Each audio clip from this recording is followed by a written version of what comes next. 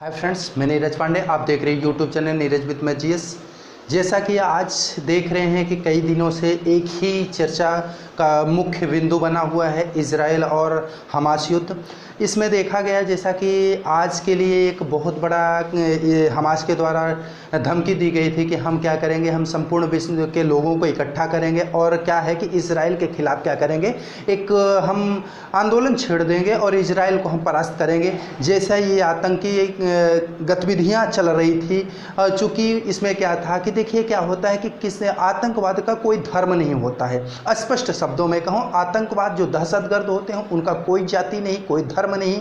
ऐसा भी होता है कि जो आतंकवादी होता है लेकिन उसके अगर पिता से मिला जाए, उसके माता से मिला जाए, उसके भाई से मिला जाए तो उसमें मानवता दिखता है। उसका भाई एक मानव होता है लेकिन उसी का भाई एक भाई जो होता है वो आतंकवादी जो होता है वो राक्षस होता है। तो मित्रों, ये किसी के घर में भी ऐसे व्यक्ति पैदा हो सकते हैं, वो किसी भी मजहब में पैदा हो सकते हैं, किसी भी जाति में हो सकते हैं। तो ये हम आतंकवादियों की कोई परिभाषा नहीं होती, चूँकि यह आतंकवादियों की परिभाषा अभी तक क्लियर हो भी नहीं पाई है।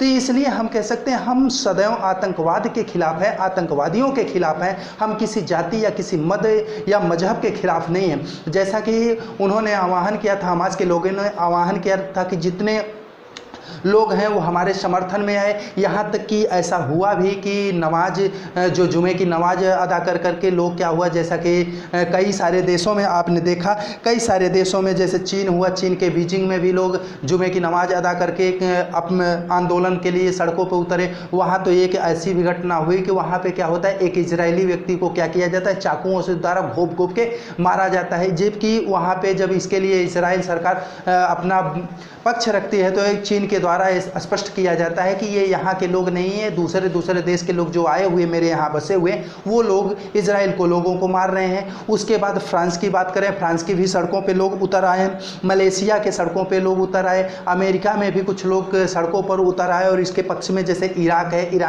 इराक के भी लोग क्या है सड़कों पर उतर के आए और हमास का समर्थन किए। यहाँ तक वही नहीं, पाकिस्तान भी इसके समर्थन में है। वहाँ अगर हम कहें वो तो ठीक था। भारत के भी कुछ मुस्लिम लोग ऐसे हैं, जैसे कि दिल्ली की बात करें, जैसे जामा मस्जिद है, जामा मस्जिद के सामने कुछ लोग विरोध किए। उसके बाद जामिया जो यूनिवर्सिटी है वहाँ के लोग विरोध किए। यहाँ लखनऊ में भी कुछ मौलाना लोग विरोध किए इसका, और वो ये कह रहे हैं कि जो मोदी का स्टैंड है, जो मोदी जी का ये निर्णय है कि वो इजराइल के साथ है, इजराइल का साथ छोड़ करके उनको हमास का साथ, फिलिस्तीनियों का साथ देना चाहिए, ऐसा उन लोगों का अपील है। बेंगलुरु में कुछ मौलाना लोग भी यहाँ जो इजराइल फिलिस्तीन में मारे गए बच्चे हैं उनके लिए क्या है कि नमाज अदा करने के बाद, जुमे की नमाज अदा करने के बाद उन बच्चों के लिए अल्लाह से अपने रहमत मांगी है।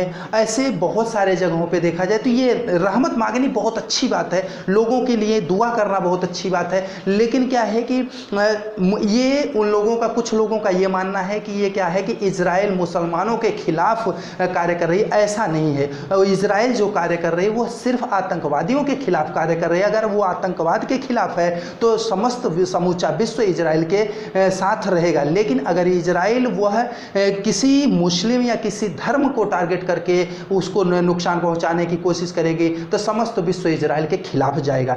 जैसा कि अभी आपने आज देखा कि वो जो G20 समिट सम्मेलन हुआ, G20 के पार्लियामेंट्री जो मीटिंग होती स्पीकर्स की, उसमें भी मोदी जी स्पष्ट शब्दों में बोले हैं कि मैं क्या है कि किसी मानवता के खिलाफ नहीं, मैं आतंकवाद के खिलाफ हूं। चूंकि आज तक, अभी तक आतंकवाद की स्पष्ट व्याख्या नहीं की गई है। यही वजह है कि मानवता के आड़ में आतंकवाद क्या है, फल फूल रहा है, पनप रहा है। आतंकवाद को जड़ से ख़त्म करना चाहिए, चूँकि वह किसी के नहीं होते, न वो मुस्लिम को होते, न हिंदू को होते हैं, न ईसाई के होते हैं, न बौद्ध के होते हैं। चूंकि जो ये आतंकवादी होते हैं, मैं पहले ही शब्दों में स्पष्ट कर दिया है, आतंकवादी कहीं भी पैदा हो सकते हैं। चूंकि उनके अंदर जो उनकी जो परवरिश होती है, कहीं उनका जो कनेक्शन होता है वो बाहर जब हो जाता है तो किसी के नहीं होते। मित्रों, ऐसा होता है कि किसी अच्छे घर में भी बुरे लोग पैदा हो जाते हैं और किसी बुरे घर में भी अच्छे लोग पैदा हो जाते हैं। तो ये चीज़ें हैं, जिस प्रकार से हर जगह पे आंदोलन चल रहा है, हर देशों में, हर प्रदेशों में देखा जा रहा है, इस प्रकार से आंदोलन जो चल रहे हैं मित्रों, तो मुझे जैसा आशंका लग रहा है कि यह आशंका कहीं ऐसा न हो जाए कि समस्त जो तमाम देश हैं वह एकत्रित हो जाए, कुछ हमास के पक्ष में हो जाए, कुछ इजराइल के पक्ष में हो जाए और यह एक तृतीय विश्व युद्ध का रूप धारण कर ले। और अगर तृतीय विश्व युद्ध हुआ मित्रों, तो पहला विश्व युद्ध जो हुआ था, दूसरा जो हुआ था, उससे घातक ये होगा, क्योंकि जब पहला विश्व युद्ध हुआ था तो किसी के पास किसी प्रकार का परमाणु बम नहीं था। दूसरा विश्व युद्ध हुआ था, उस समय भी किसी के पास कोई परमाणु बम नहीं था, किसी प्रकार के ऐसे अत्याधुनिक हथियार नहीं थे जिससे कि एक समूचे एरिया को नष्ट किया जा सके। उस समय सिर्फ ये था कि एक लिमिटेड क्षेत्र को ही नुकसान पहुंचाया जा सकता है।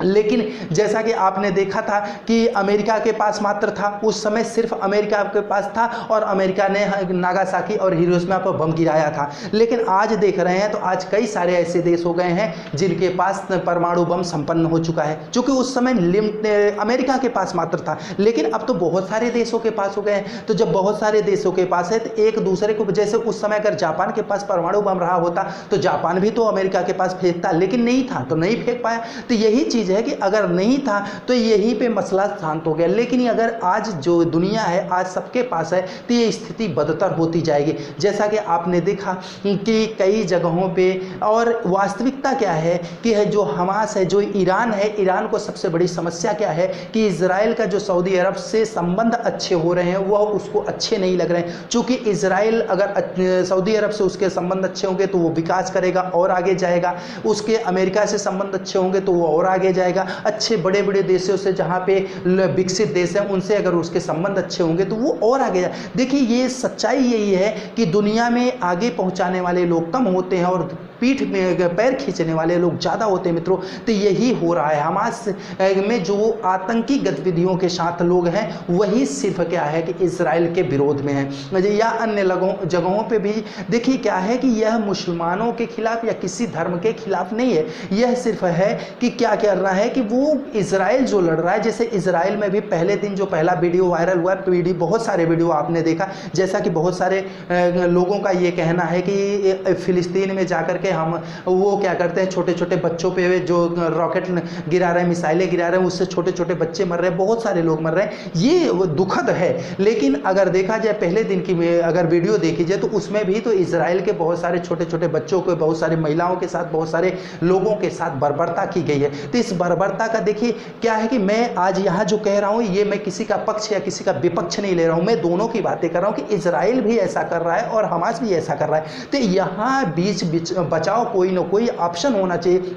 यहाँ पे एकत्रित होकर के किसी एक का पक्ष नहीं लेना है कि हम इसके पक्ष में हैं और ये इसको मारे। लेकिन यहाँ अगर हम सभी लोग, हम सभी समूचे विश्व के लोग आतंकवाद के खिलाफ होंगे, अलगाववाद के खिलाफ होंगे, दहशतगर्द के खिलाफ होंगे, गुंडों दबंगों के खिलाफ होंगे, तभी जा कर के यह संसार, यह विश्व क्या होगा, शांतिपूर्ण ढंग से संयमित होकर के अपना जीवन यापन कर पाएगा। नहीं तो तमाम आज की स्थितियाँ जो है, हर देशों के पास इतने अच्छे अत्याधुनिक हथियार हो चुके हैं कि वह क्या होगा कि जो वास्तव में जुर्मी है उसको तो नुकसान होगा ही होगा, लेकिन उसके साथ क्या है, निर्दोष व्यक्ति भी मारे जाएंगे। जैसा कहा गया है कि क्या होता है कि गेहूं के साथ में घुन भी पीसा जाता है, तो गेहूं के साथ में घुन को पीसा जाएगा। यही होगा कि जो बुरे लोग हैं, जो आतंकवादी हैं, उनके साथ क्या है, अच्छे लोगों का, सिविलियंस की भी जान जा रही है। और यह क्या होगी अगर इसी प्रकार से, जिस प्रकार से आंदोलन चल रहे हैं,